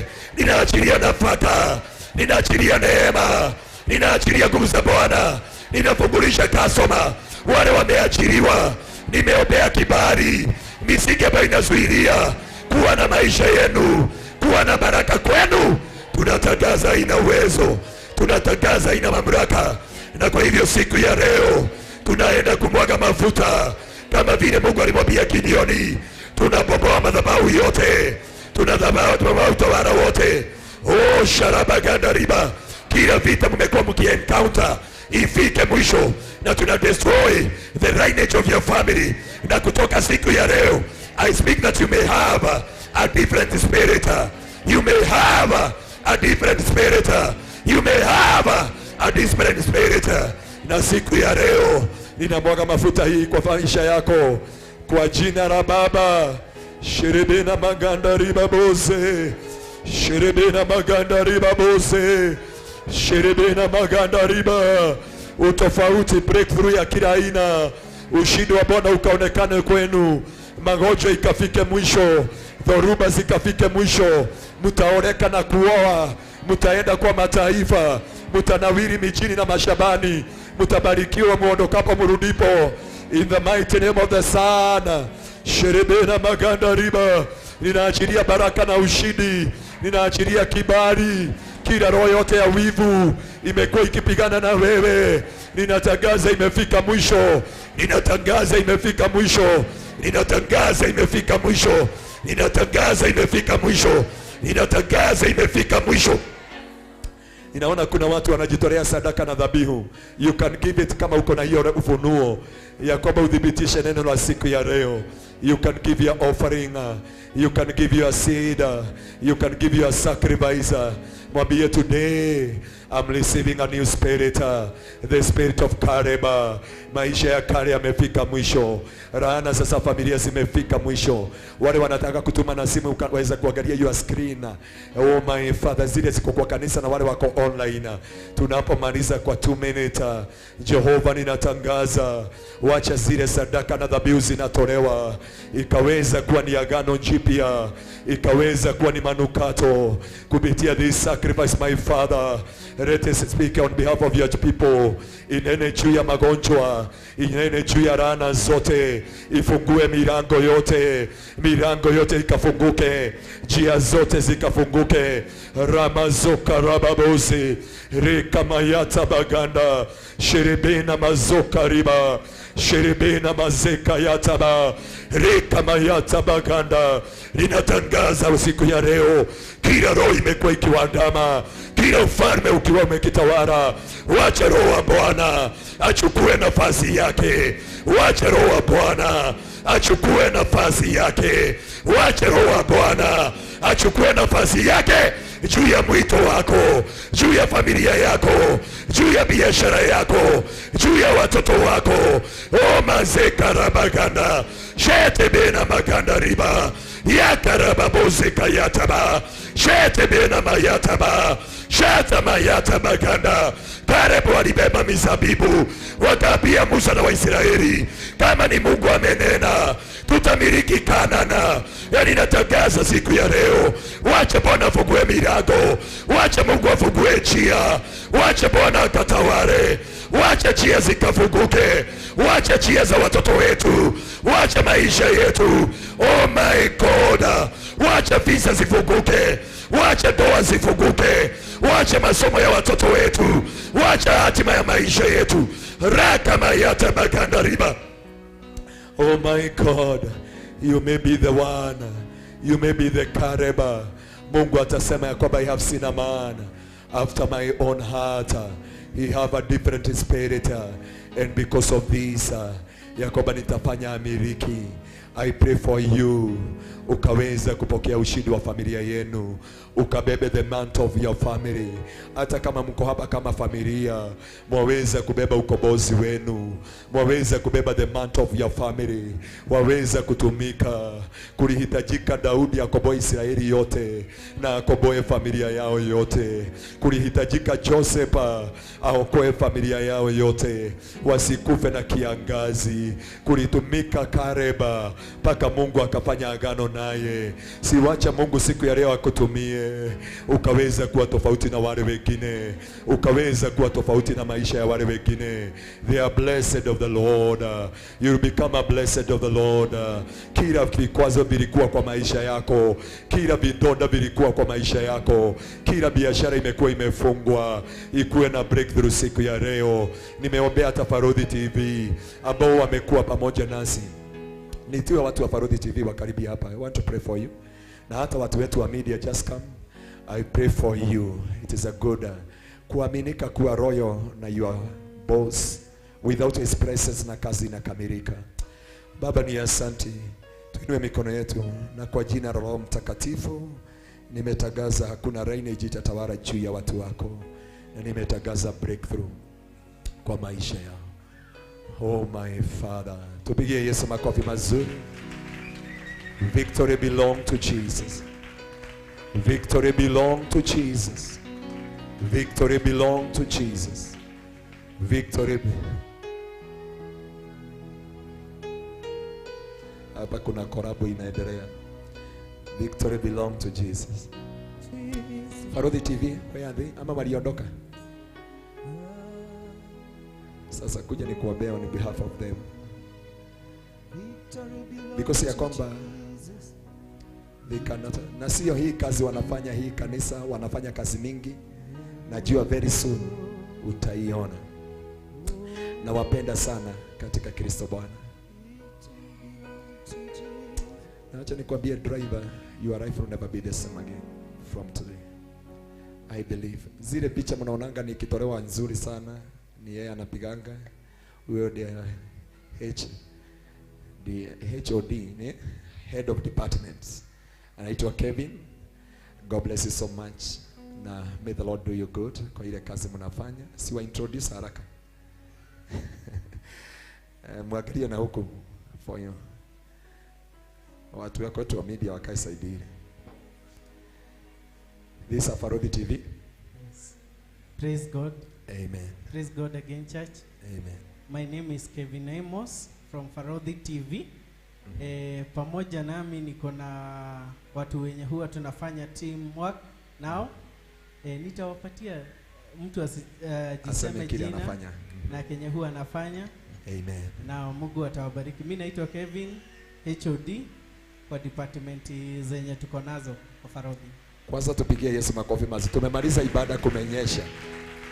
Si Mungu amenikamatia hao, niko na second service. Hallelujah. Tupigie Yesu makofi mazuri. Amen. Praise the Lord Church. Amen. Kwa majina naitwa Elvis Orado, driver. He is a driver. Ile kazi anafanyaga na kutaka mpaka amenioshea gari yangu. God bless you so much. Nikitoka studio na kutaka gari yangu ikiwa safi. May the Lord bless you. Praise God. Amen. Kwa majina naitwa Leila. Unakaa mahali kuna earthquake ile ya Mudavadi. Soga iondoke. Praise God. Amen. Praise God again. Amen. Kwa majina naitwa Leila. Mimi ndo photographer huko na co-producer pia. Amen. Na koni hapa Masaini, ni Masai koni hapa. Ukitaka kutoa picha mpaka una smile na huko una smile, umuone after service. Amen. Bwana Yesu asifiwe. Amen. Bwana Yesu asifiwe tena. Amen. Kwa majina naitwa Priska Gashaki. Priska, hapa kwanza ukate. Nilikuacha na rasta. Kuliendaje? Huyu alikuwa na rasta. Tupigie Yesu makofi mazuri. Alikuwa na rasta. Kuliendaje? Mahubiri ilikukata. God. Hallelujah. To God be the glory. Yes, na kuna wengine wananijua kama Mukami, Mombi. Haya yote ni majina yangu na nashukuru Mungu kwa kuwa hapa siku hii ya leo. Nimefurahi sana kushiriki nanyi. Bwana Yesu awabariki. Amen. God bless you. My friend, huyu alipita mahali kulikuwa na stima ikachoma nywele yake kidogo. Tumpigie makofi mazuri. Yes, my friend. Bwana asifiwe. Amen. Leo nasikia hadi niko na base. Wow. Kwa majina naitwa Baden Paul Wenaina. Ilikuwa it's been long. Nitasema I'm proud to say I found a church. Oh, hallelujah. Amesema amepata kanisa. Amen. Amen. Mi kwa Farodhi Studio, mimi tunasemanga drone pilot, ama editor, ama director.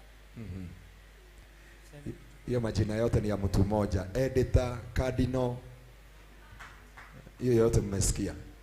Bwana asifiwe. Amen. Kwa majina ni Jane Rose, Organist Administrator, Farodhi TV. Hiyo babia tu abiongei vizuri. Nilikuwa nataka uongee. Ananipigagia simu nasikia kama niko inaitwaje? Ile Qatar Airway. Nasikia, "Hello doctor, where are you now to come and preach to Farodhi TV?" Bwana asifiwe. Amen. Praise God. Amen. Yes, my name is John. Nimeshukuru kuwa mahali hapa tena. Yeah. Na kama kuna kitu ningeambia washirika, mko na mtu wa maana wa Mungu. Mko na mtu wa maana wa Mungu. And the only thing you can do is to obey na kunyenyekea chini yake na mtaendelea kubarikiwa. Kwenye Farodhi Studios mimi ni producer na editor. Amen. Yeye ndiye walituandikia wakiwa na Kevin vitu zile tunafaa kununua hapa. Tulikuwa na vitu tulikuwa tunasema tumenunua. Wakanitumia message akaniambia, "Pastor, tafuta 1500 ili utangaze kitu about." God bless you for ile kazi mmetufanyia. Si tupige hii familia ya Farodhi TV makofi mazuri. Without their boss, they make everything being excellent. They never disappoint you. Wakiwa chini ya Kevin, unjue hawapumzikangi mpaka huyu secretary siwende uambie bosi akuongezee mshahara. Na hawa, imagine sisi tunaigiaga ndege, wao wanaigia gari ya moshi na tunakutana wapi? Maridi. Tunawaacha huko. Hey, Farodhi TV, God bless you so much. May the Lord reward you. Na secretary haujawahi lalamika na saa 2 na usiku uko kwa ofisi. Tuko na wewe uko Kaewa. Tuko wapi? Lakini ukiingia kwa ofisi yake ndio unajuaga. Mtu hapa ofisi yake vile anadiri. Unaona huyu amesema amepata kanisa. Ukimpata akiwa kwa ofisi yake waweza kusema umekutana na, sitasema leo. utakuta kama ni yule Yesu wa kule Bugoma akiwa kwa ofisi yake. They know their office, they operate, they have done a great job. Sijuzi mlikuwa Maridi, Mombasa, ni Mombasa ama ni Maridi? Without your boss. Na kazi ikakamilika. God bless you so much. Na Mungu, angalieni na huku ni wabariki. Because what you can receive here, hata kama tumewapikia chakula, msiwe na wasiwasi, tumewapikia, kwa hivyo msiende. We have a food for you. Lakini beside hiyo, there is a blessing. Inueni mikono yenu. Si tuelekeze mikono yenu tuwabariki. Nyinyi hamwezi kujua, they have been a blessing to me. Wanasikilizaga mahubiri yetu na tuko na washirika hawagaliagi ibada yetu, lakini hawa wanaangalia, wanatukosoa. Pasa hapo hakugeenda hivi. Pasa hapo hakugekaa hivi. Pasa hapo ungefanya hivyo. Thank you even kutusikiliza mkiwa kwa studio na mnaturekebisha. Oh my Father. Sina pesa za kuwapatia zaweza kutosha mishahara yao pamoja na their boss Farodhi. But God, bless them. Give them a different spirit from today. Enlighten their eyes that they may see things that they are hoping for. Some of them wamefika beswali, wanajiuliza maisha yao itakuwaje, wanauliza watamaliziaje. Lakini kuna wengine hapa wamegojewa katika mataifa, na kutoka siku ya leo nafungulisha baraka zenu, nafungulisha baraka zenu, nafungulisha baraka zenu, nafungulisha ushindi wenu in the mighty name of Jesus. I pray for divine help. Oh my Savior, Daudi alisema my help come from heaven. May God send you a divine help from heaven. Aweza kuamrisha watu wakubwa na wadogo wafanyike baraka kwa maisha yenu. Na wache hii mwezi tunaingia wa 5 usiishe bila kukumbuka vile mlihudhuria ibada hii. Kila mmoja wenu akiwa amebarikiwa, akiwa oh my Father. Sherebena masekara babosi. Waweza kukosa kujua but you have been a blessing to me. May the Lord be with you. I bless you. And I bless your family. You are blessed of the Lord. Wakati unafanya na hiyo ofisi, Mungu akubariki zaidi na akushindanie. May God wipe your tears. God is using in your family. Na hivi ndivyo Mungu aliniambia siku ya Wednesday when I was in studio. Siku kuona, lakini I was tell you. Hili jambo ninakwambia siku ya leo. May God wipe your tears. Nimesha kutumenioshea gari. Sio mahali pengi unaenda, hata hapa kanisani ndio wakati nimeanza kuoshewa gari, imeishi na matope. But wewe kupitia kiongozi wako, the head of department, na kutanga mmenioshea gari.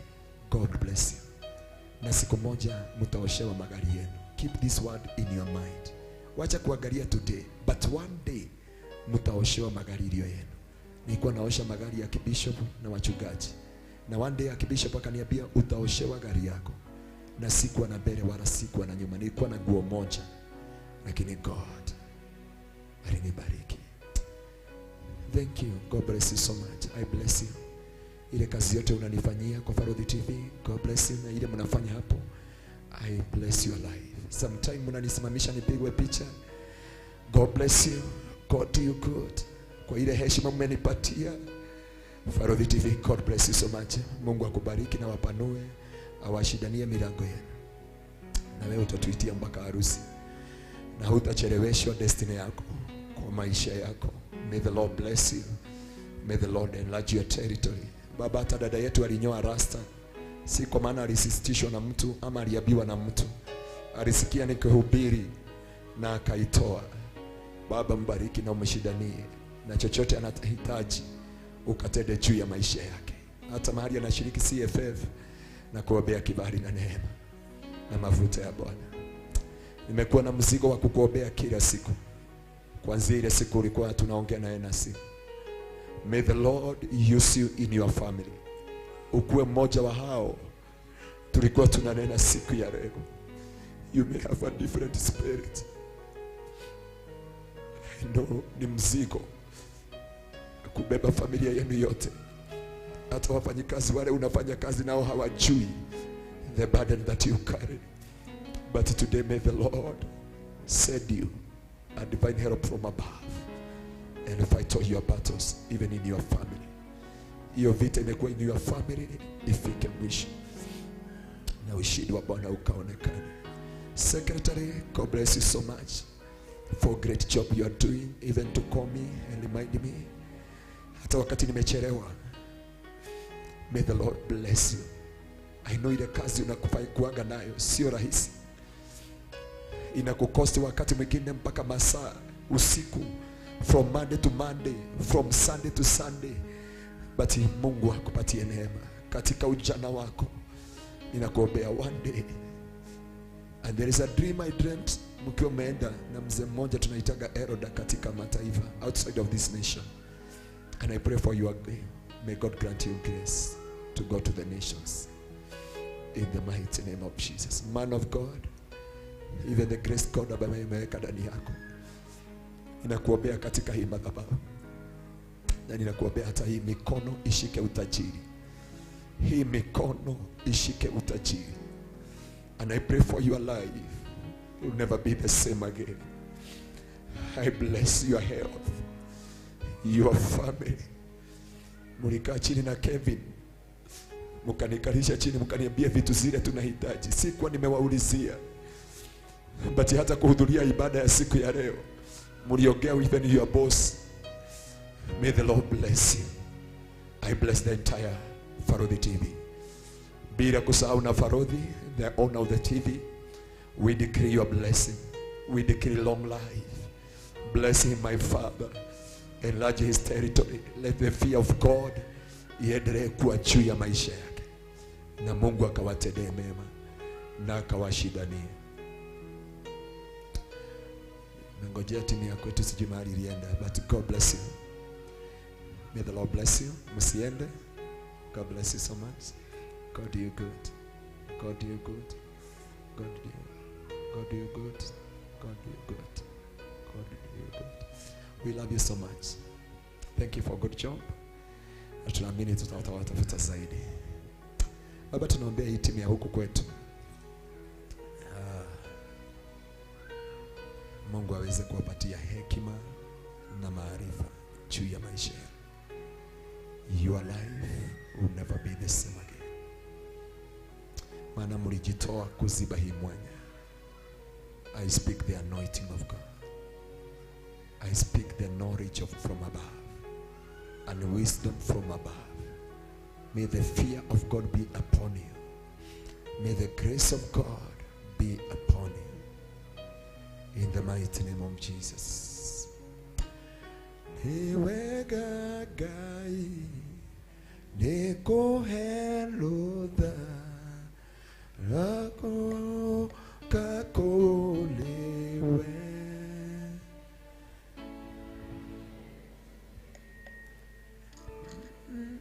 Tusimame tuseme neema. Newega mwadhani wendile Samueli dote agenda ando maode nekeo dineke halata kode endaine hamwe na shadia kwa kwende kyoka namiganelie nowe dotaliogo alata kwode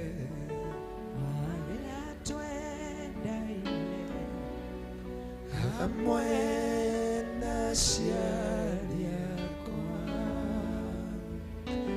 kwende nyoka mawiganelie nowe dotaliogo niwe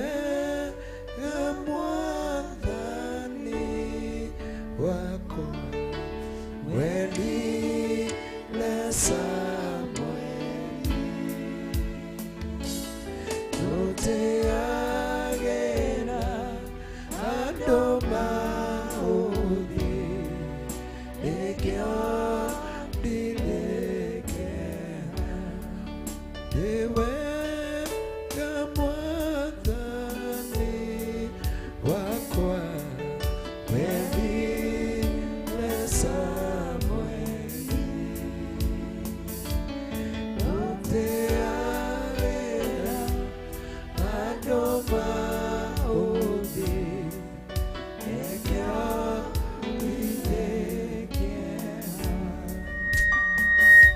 To God be the glory.